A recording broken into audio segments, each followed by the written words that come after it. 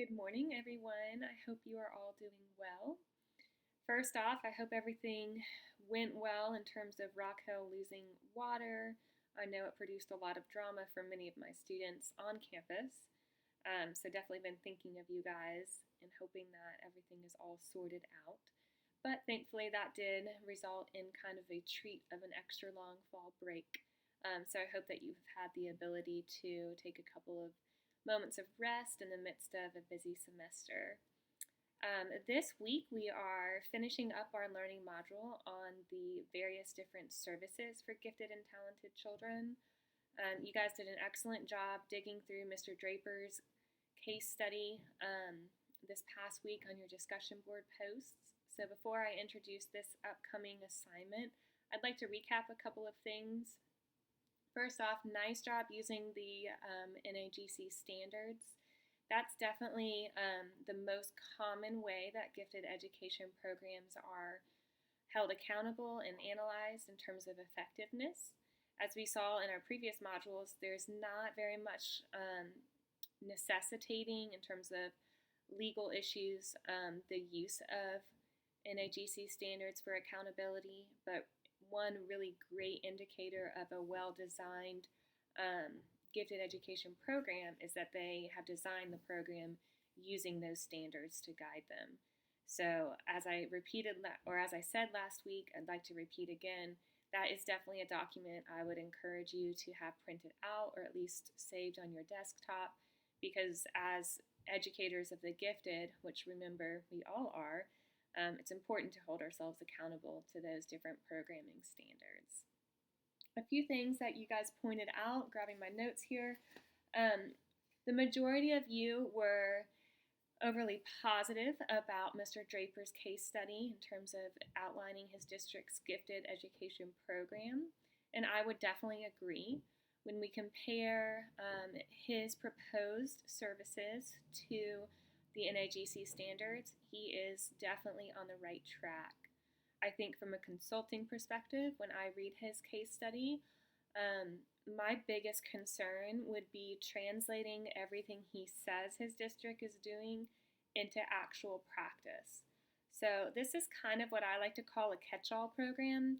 They're basically, in this program, restating best practices, which if you look up various different manuals for gifted education in different states, you'll notice a lot of them do this. They say, these are the best services, and they list like everything, which is great, but from a consulting perspective, it's important that we look into whether or not what's being said on paper is actually being translated into practice. So I think that would be my first concern, and it would be my first step would be to really talk to Mr. Draper, interview various teachers, various students, even parents, and see what's actually going on. Sometimes when we write documents like gifted education proposals, we want it to sound really good, but also we need to be aware of some of the restrictions that we have. So sometimes it's better to be a little bit more precise instead of just basically listing all of the gifted education best practices. Definitely a couple of points that you guys made. This is what we call a level of services approach, meaning that we have some opportunities for all students, then some for many, a few for just some, and a few for very few of the students. So a level of services approach is really effective because it doesn't just say certain things are only for gifted children. Really, all of the strategies that we discuss in particularly more a 595 class on how to reach gifted students, those kind of strategies can be applied to the whole classroom and can help all students learn. So I do like the levels of services approach for that reason. Many of you emphasized that he did a great job defining giftedness. I also appreciated that you pointed out he has a committee in place. So I think that's a good step as well. And a couple of other things that you said were really good. Providing access to connections to the actual community, such as mentorships. Again, For highly gifted students, mentorships and more of those like real world apprenticeship opportunities are some of the most effective services that we've seen through research. So definitely a lot of strengths, good definition. I even like seeing this mission statement. Very happy with the levels of services approach, meaning that the different services are not just restricted to gifted students. A levels of services approach is really important for ongoing identification of gifted students. Something that we've talked about since day one is that giftedness is not always easy to see. In fact, oftentimes we cannot recognize gifted students unless we provide an appropriate nurturing environment that challenges them. One of the stories I always tell is when I was teaching high school biology, one of my students in my basic biology class was just consistently scoring very low on her tests, showing very little interest in the class, and I ended up looking into her test scores, and she was in like the 98th, 99th percentile on everything. So basically what that told me is she was bored in my class, and the way that I was teaching was not providing the environment for her to really demonstrate her abilities. So when we provide levels of services, what we also provide is that challenging environment for more students to indicate, hey, these are my strengths, where we may not be able to see those strengths under more regular circumstances. So a lot of strengths in his case study. A couple of things that I wanted to point out, which I think will help in terms of your next assignment. So Mr. Draper does a great job of defining giftedness. As you guys pointed out, he uses the federal definition of giftedness. What he does not do a good job of is defining identification. So there is a difference between definition and identification. So the definition of giftedness, he's using this federal definition, high achieving, compared to your peers. He even talked about various different types of giftedness. But nowhere in his plan did he say how students were identified for gifted services. And that's very common. So we'll see these great all-inclusive definitions of giftedness, but we never actually see how students are identified to receive services. So that's a big problem that I see here. Several of you pointed out the use of assessment. There wasn't much discussion of that. So I would like to know how are students identified for these various different services. Again, he needs to really stress that translation from the paper, everything sounds great, to the real world.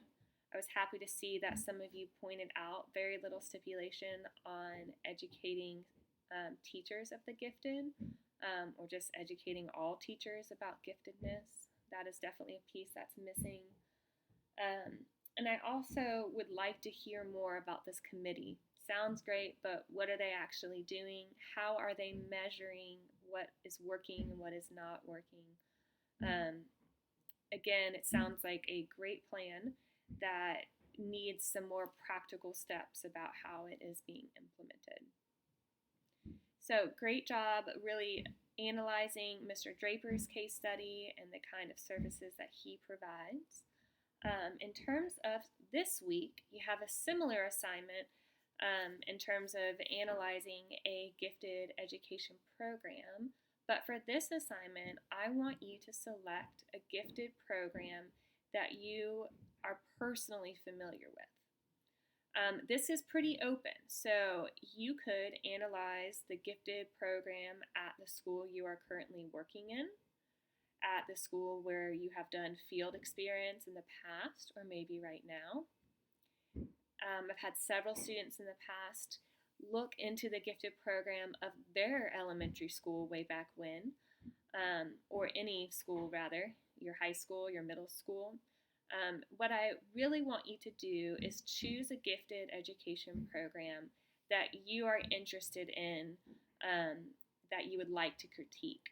So that can be where you are working right now. That could also be just a school that you have had personal experience in, or I've also had students look into the schools like where their siblings are, any program that you kind of feel a personal connection to. So your challenge is to analyze the effectiveness of this specific gifted education program. Now remember, gifted ed is controlled at the state level, even more realistically at the district level, and oftentimes the school level. So you need to do some digging to figure out what's really going on in terms of the gifted education program you're most interested in. If you look on our Blackboard page, you will see that I want you to look for 5 different components of this gifted education program. The first, how do they define giftedness? So number 1, definition. Different than just the definition of giftedness. Number 2, how do they identify students to receive gifted education services? Number 3, what are the services they provide? If you had to put some terminology to it, is it more of an enrichment program? Also acceleration? Is it a mix between the two? What kind of model do you think they are using? How often are these students served? So really investigate what services are provided. Number 4, what are some areas where this program needs to improve? And lastly, number 5 would be, what are the strengths of this program? So just to recap, we've got definition, number 1, identification, number 2, services, number 3, areas for improvement, and then strengths. So this is, in my opinion, a more involved assignment than some of your others, but in previous courses, I've also received really good feedback that this helps you put our content into more of a practical situation. So how do you find this information? Well, you have to dig, and that's something in and of itself that is a learning moment. It should be a lot easier to find this information than it is. So look on your school's webpage, talk to administrators if you are able to, teachers or parents of children in the school, whatever resources you can think of to really gain that information. Now, it is possible that you can't find certain things. For example, I have had students in the past say, this gifted education program has a really great definition of giftedness, but I cannot find how they identify. I've looked on their website, I've called people, I've investigated, I actually don't know. In that case, you're fine, but you need to explain to me your process and why you don't know. Okay, so in your write-up, it can't just skip identification in all. You need to say, I did a lot of investigation on how students were identified. I called the principal, I looked on our webpage, and actually there's no specific information. Then discuss how this could potentially impact that gifted education program. Since we don't have a clear definition of giftedness, it's definitely potential that some of the ways we identify are biased. Maybe we're just identifying the stereotypical gifted student and not being as inclusive as we would like. So it is okay if you cannot find everything, but you need to explain why you could not find it and potentially discuss the impact of the lack of that information. Make sure you review our rubric for this assignment. You do need to give some evidence in terms of your analysis, so make sure you're going back to your library materials. Again, I hope that you guys have a wonderful week. As always, I will be looking for this assignment by Sunday evening. So you do have the entire week to work on this, and if you're having trouble, you know where my office is, and you also know my email, so please do not hesitate to reach out. All right, have a wonderful day, and I'll talk to you soon.